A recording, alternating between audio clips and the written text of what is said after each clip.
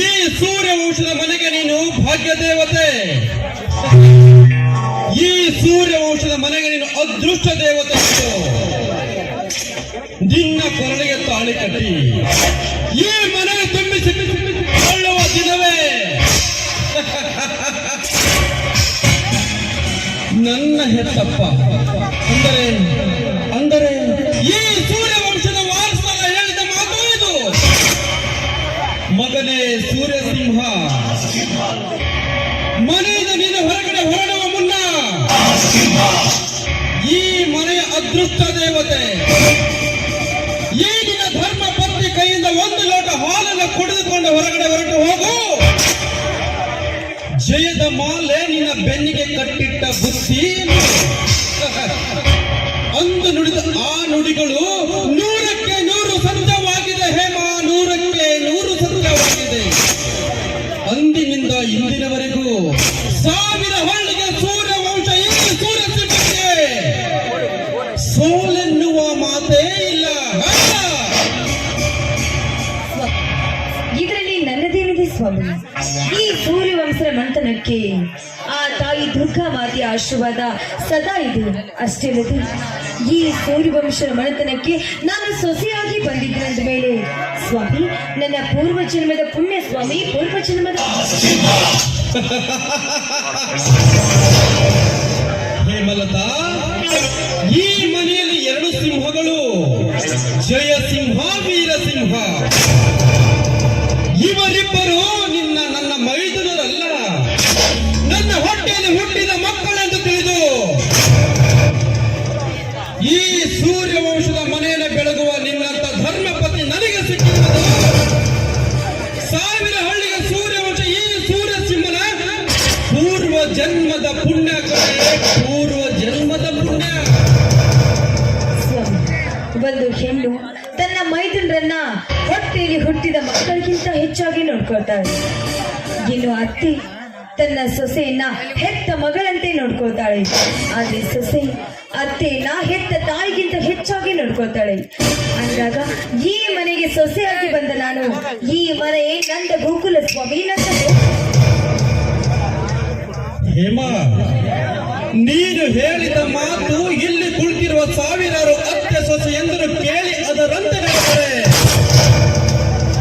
ಅವರ ಮನೆ ಕೂಡ ನಂದ ಗೋಕುಲಕ್ಕಿಂತ ಸ್ವರ್ಗ ಆಗುವುದರಲ್ಲಿ ಸಂದೇಹವೇ ಇಲ್ಲ, ಸಂದೇಹವೇ ಇಲ್ಲ. ಹೇಮ, ಹಿಂದೆಕೋ ನನ್ನ ಮೂಡೇ ಸರಿ ಇಲ್ಲ. ಕೆಟ್ಟು ಹೋಗಿರುವ ಈ ನನ್ನ ಮೂಡು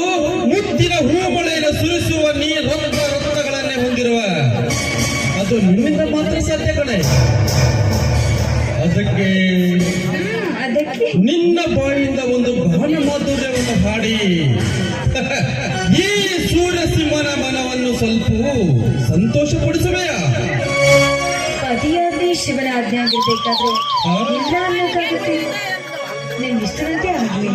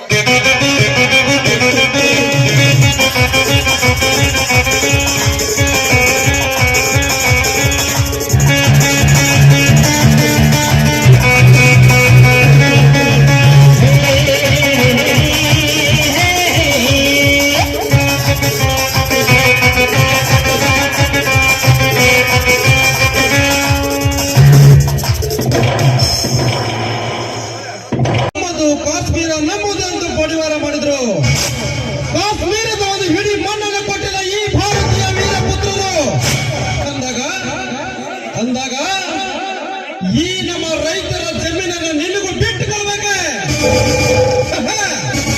ಭ್ರಮೆ, ಅದು ನಿನ್ನ ಭ್ರಮೆ. ಭೂಮಿಯನ್ನು ನುಂಗಿ ನೀರು ಕುಡಿಯಲು ನೀವು ಸಿದ್ಧರಾಗಲಿ. ಇಲ್ಲೇ ಕಟ್ಟುವೆ ನಿಮ್ಮ ಹೆಣಗಳ ಪ್ರಾಣವನ್ನು. ಪಾಳೆಗಾರ, ಒಳ್ಳೆ ಮಾತಿನಿಂದ ಈ ಬಡಪಾಯಿ ಶಿವಣ್ಣನ ಜಮೀನು ಬಿಟ್ಟು ಉಳಿಸಿಕೋ ನಿನ್ನ ಕೆಟ್ಟ ದೇಹವನ್ನು. ಇರದಿದ್ದರೆ ಈ ದಿನ ಪ್ರಾಣದ ಪಕ್ಷವನ್ನು ಈ ಸಿಂಹಗಳ ಕೈಯಲ್ಲಿ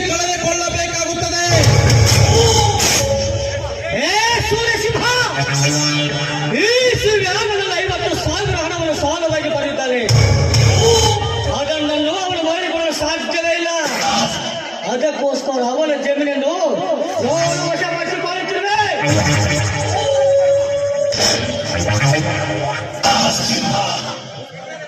ಹೇ ಪಾಳೆಗಾರ, ಈ ಸೂರ್ಯಸಿಂಹನ ತಮ್ಮಂದಿರು ನ್ಯಾಯ ನೀತಿಯನ್ನು ಕಾಪಾಡಲು ಕೈಯಲ್ಲಿ ಪರಸೆ ಹಿಡಿದುಕೊಂಡು ದಿನನಿತ್ಯ ನೀವು ಮಾಡ್ತಿರುವ ಅನ್ಯಾಯಕ್ಕೆ ಅದೇ ಪರಸೆ ಕೊಚ್ಚ ಹಾಕುವ ಸೂರ್ಯ ವಂಶದ ಸಿಂಹಗಳು ಈ ನನ್ನ ಸಿಂಹಗಳು. ಸಿಂಹಗಳ ಸೂರ್ಯಸಿಂಹ, ಈಗಿನ ಸಿಂಹಗಳನ್ನ ತಂಡಲ್ಲಿ ಗೊಂಡಿಗೆ ನತ್ತ ಕಾಯಿಸುವ ಒಲೆ ಈ ಪಾಳೆಗಾರನನ್ನು ಚೆನ್ನಾಗಿ ನೆನಪಿಟ್ಟುಕೋ. ನಾನು ಮನಸ್ಸು ಮಾಡಿದರೆ ಈಗಿನ ಸಿಂಹಗಳು ದಾರಿ ಹಣವಾಗುತ್ತವೆ ಮರೆಯುತ್ತವೆ. ಲೇ ಅವಿವೇಕಿ ನನ್ನ ಮಗನೇ ಪಾಳೆಗಾರ, ಈ ಸೂರ್ಯಸಿಂಹ ತಮ್ಮಂದಿರು ನಿನ್ನಂತೆ ಬಡವರು ದೀನ ದಲಿತರು ತಿನ್ನುವ ಅನ್ನವನ್ನು ಕಿತ್ತುಕೊಂಡು ತಿನ್ನುತ್ತಿಲ್ಲ. ಈ ಭೂತಾಯಿಯ ಮಡಿಲಲ್ಲಿ ಬೆವರು ಸುರಿಸಿ ದುಡಿಯುತ್ತಿರುವ ಸೂರ್ಯ ವಂಶದ ತಮ್ಮಂದಿರು ಈ ನನ್ನ ತಮ್ಮಂದಿರು. ಸುಮ್ಮನೆ ಮಾತನಾಡಿ ನಿನ್ನ ಸಾವಿರ ದಾರಿಯನ್ನು ನೀನೇ ತಂದುಕೊಳ್ಳಬೇಡ. ಒಳ್ಳೆ ಮಾತಿನಿಂದ ಈ ಬಡಪಾಯಿ ಶಿವಣ್ಣನ ಜಮೀನನ್ನು ಬಿಟ್ಟು ಮೊದಲು ತೊಲಗು ಮಗ ಇಲ್ಲಿಂದ. ಸೂರ್ಯಸಿಂಹ, ಈ ಶಿವ 50,000 ಸಾಲ ಪಡೆದಿದ್ದಾನೆ. ಅದನ್ನು ಮಾಡಿಕೊಳ್ಳಲು ಸಾಧ್ಯವಿಲ್ಲ. ಅದಕ್ಕೋಸ್ಕರ ಅವನ ಜಮೀನು ನಾನು ವಶಪಡಿಸಿಕೊಳ್ಳುತ್ತೇವೆ.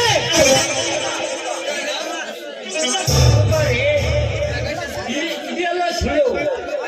ಈ ಸಾಹುಕಾರರ ಹತ್ರ ಯಾವತ್ತೂ ನಾನು ಹಣವನ್ನು ತೆಗೆದುಕೊಳ್ಳಿಲ್ಲ. ನಮ್ಮಂತ ಬಡ ರೈತರನ್ನು ನಾನು ಮೋಸದಿಂದ ಓದ್ಸಲು ಒಡೆಯಲಿಕ್ಕೆ ಸಂಚು ಮಾಡಿದ್ದಾನೆ ಈ ಭ್ರಷ್ಟ ಸಾಹುಕಾರ. ನಮ್ಮಿಂದ ಹಣ ಪಡೆದುಕೊಂಡು ಈ ಸೂರ್ಯ ವಂಶವನ್ನು ಕಟ್ಟಿಕೊಂಡು ಬಂದಿದ್ದಲ್ಲವೇ ಅವ ಎದುರಿಗೆ ಹಣ ತೆಗೆದುಕೊಂಡಿಲ್ಲ ಎಂದು ಸೋಲು ಬರುತ್ತೇವೆ.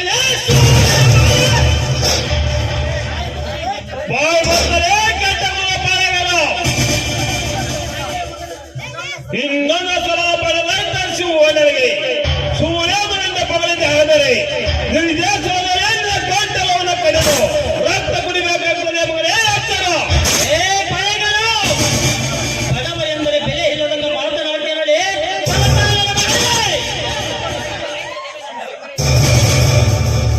ಒಬ್ಬ ರೈತರ ಜಮೀನನ್ನು ಮೋಸದಿಂದ ಕೈವಶ ಮಾಡಿಕೊಂಡಿದ್ದಲ್ಲ. ನೀನು ನಿಜವಾದ ನಿಮ್ಮ ಅಪ್ಪನ ರಕ್ತ ಕವಿಟಿದವನ. ಲೇ ಪಾಳೆಗಾರ, ಒಬ್ಬ ರೈತರಿಗೆ ಮಾತನಾಡಬೇಕಾದರೆ ಎತ್ತರದಿಂದ ಮಾತನಾಡಲು ಕಲಿತುಕೋ. ಹೀಗೆ ಹೊತ್ತು ಮೀರಿ ಮಾತನಾಡಲು ನಿಜವಾದರೆ ಈ ನನ್ನ ಸಿಂಹಗಳ ಕೈಯಲ್ಲಿ ಸತ್ತು ಸುಡುಗಾಡು ಸೇರಬೇಕಾದಿತ್ತು. ಎತ್ತರ ಸೂರ್ಯಸಿಂಹ, ಯಾರಿಗೆ ಯಾವ ರೀತಿ ಮಾತನಾಡಬೇಕೆನ್ನುವುದು ಈ ಶ್ರೀಮಂತ ಹೊಲೆ ಈ ಪಾಳೆಗಾರರಿಗೆ ಚೆನ್ನಾಗಿ ಗೊತ್ತು. ಅದನ್ನು ನಿನ್ನಿಂದ ಕಲಿತುಕೊಳ್ಳುವ ಅವಶ್ಯಕತೆ ನನಗಿಲ್ಲ. ಸೂರ್ಯಸಿಂಹ, ಒಬ್ಬ ರೈತನಿಗೆ ಮಾತನಾಡಬೇಕಾದ್ರೆ ಎಚ್ಚರವಿರಲಿ. ನೀರು ತಿನ್ನುವ ಅನ್ನ ಈ ರೈತ ಕೊಟ್ಟಿದ್ದು. ನೀರು ಕಟ್ಟಿರುವ ಬಟ್ಟೆ ಒಬ್ಬ ರೈತ ಕೊಟ್ಟಿದ್ದು. ರೈತರಿಗೆ ಮಾತನಾಡುವಾಗ ಮೈ ಮೇಲೆ ಖಬರಿಟ್ಟುಕೊಂಡು ಮಾತನಾಡು. ಸೂರ್ಯಸಿಂಹ, ಇದೇ ಈ ಸೇರಿನಿಂದ ಇಡೀ ಸೂರ್ಯ ವಂಶವನ್ನು ಸುಟ್ಟು ಹೋಗಿ ಮಾರ್ಗ ಹೋಗಲೇ. ನಾನು ಪಾಳೆಗಾರಿಯಲ್ಲ, ನನ್ನ ಬಿಟ್ಟುಕೋ. ಪಾಳೆಗಾರ, ಹೋಗಲೇ ಹೋಗು. ಈ ಸೂರ್ಯವಂಶ ಇರುವುದು ಈ ನನ್ನ ಜನಗಳ ಕೈಯಲ್ಲಿ. ನಿನ್ನಂತ ನರಭಕ್ಷರ ಮಾತು ಕೇಳಲು ನನಗೇನು ತಲೆ ಕೆಟ್ಟಿಲ್ಲ. ಒಂದಿಲ್ಲ ಒಂದು ದಿನ ಇದೇ ನನ್ನ ರೈತರ ಮಧ್ಯದಲ್ಲಿ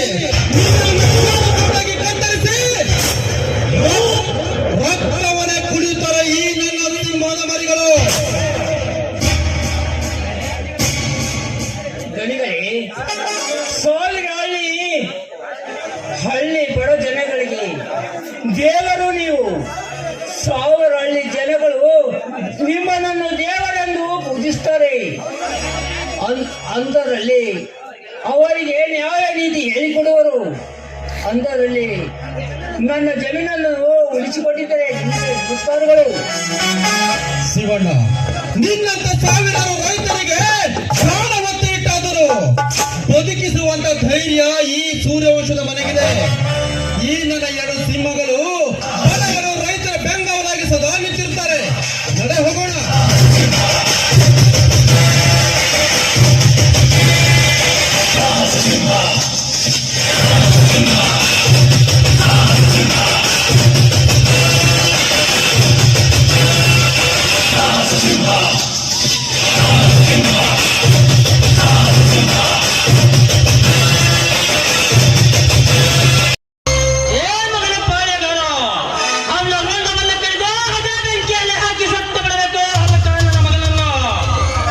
ಬಡವರ ಕಣ್ಣೀರನ್ನು ಹೊರೆಗೇರಿಸುತ್ತಿರುವ ಆ ಮಗನ ರಕ್ತವನ್ನು ಹೊರೆಗೇರಿಸುತ್ತಿರುವ ಎಂದರೆ ಜಯ ಸಿಂಹ, ವೀರ ಸಿಂಹ, ನಿಂತ್ಕೊಳ್ಳಿ, ನಿಂತ್ಕೊಳ್ಳಿ.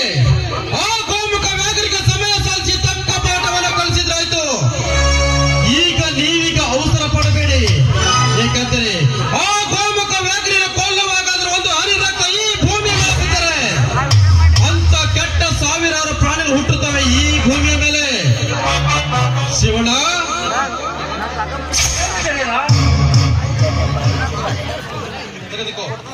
ತೆಗೆದುಕೋ ಶಿವಣ್ಣ.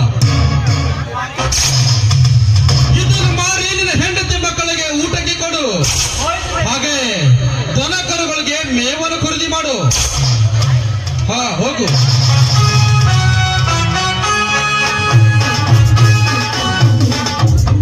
ನೀವೆಲ್ಲ ಒಳಗಡೆದಿರಿ.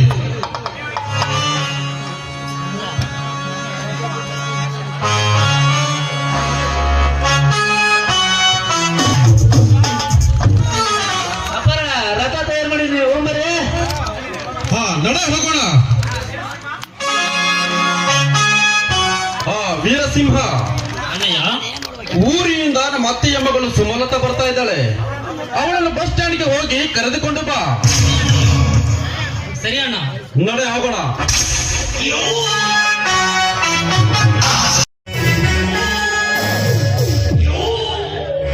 ನಿಲ್ಸು, ನಿಲ್ಸು. ಏ ಬೇಟೆಗಾರ, ಯಾವ ಊರಿನ ಬೇಟೆಗಾರ ನೀನು?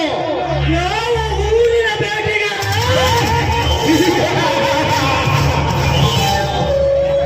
ಈ ಜಮೀನ್ದಾರ ಗುರಿ ಹುಡುಕುವಾಗ ಹಟ್ಟ ಬಂದ ದಟ್ಟ ನೀನು ಯಾರೇ ಬೆಟ್ಟ ದಡ್ಡ.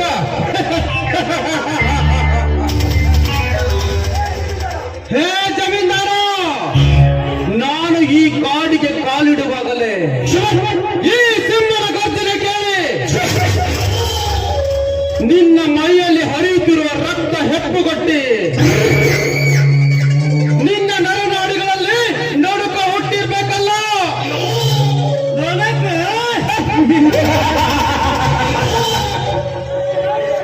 ಲೇ, ನೀನು ಈ ಕಾಲಿಗೆ ಕಾಲಿಟ್ಟಾಗಲೇ ಗೊತ್ತಾಯ್ತು ನೀನು ಸೂರ್ಯವಂಶದ ಸೂರ್ಯ ಸಿಂಹನೆಂದು. ಲೇ ಸೂರ್ಯ ಸಿಂಹ, ಮಲಗಿದ ಕಥ ಶಾಸ್ತ್ರವನ್ನು ಎದುರಾಕಿಕೊಂಡು ಕೊಳಲಲ್ಲಿ ಹೊತ್ತವರಿರುವ ಬೆಂಕಿ ಕಂಡವನ್ನು ಕಟ್ಟಿಕೊಳ್ಳಬೇಡ.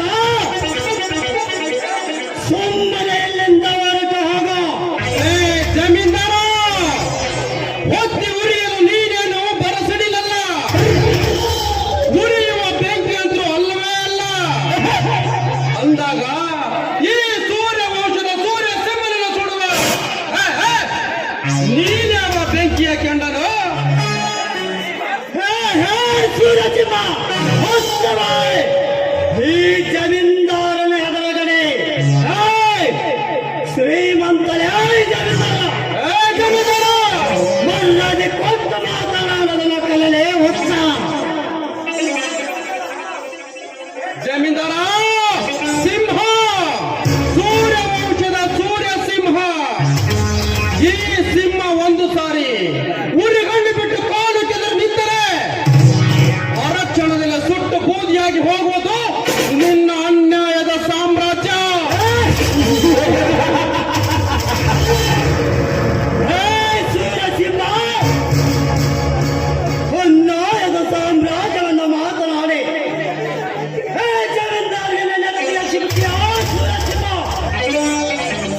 ನಿಲ್ಸೋ ಸಾಕ್ ನಿಲ್ಸೋ ನಿಲ್ಸೋ ಏ ಜಮೀನ್ದಾರ ಆ ಮಾಯಕರ ಶೀಲ ಹೆಣ್ಣು ಮಕ್ಕಳ ಶೀಲ ಜೊತೆ ಆಟವಾಡಿದ ನಿನಗೆ ನೀ ಎತ್ತಿನ ನಾಯಲ್ಲಿ ಬೇಕೇನೋ ಏ ಸಿಂಹ ಪರಸ್ಪರರನ್ನ ಮಾನವನ್ನ ಮಾಡುವುದು ಅದು ಈ ಜಮೀನ್ದಾರನ ವೈಯಕ್ತಿಕ ವಿಚಾರ. ಏಯ್! ಅದರಲ್ಲಿ ನೀನು ಬಾಯಿಗೆ ಆಗಬಡಲೇ, ಸುಮ್ಮನೆ ಹೊರಟು ಹೋಗೋ.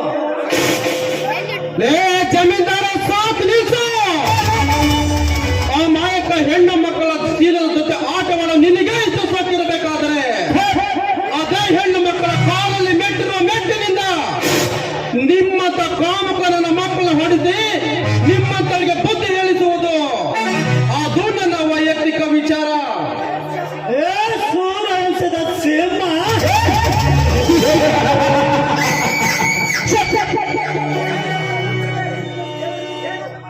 ಏ ನನ್ನ ಮಾತನಾಡುತ್ತಿರುವೆ.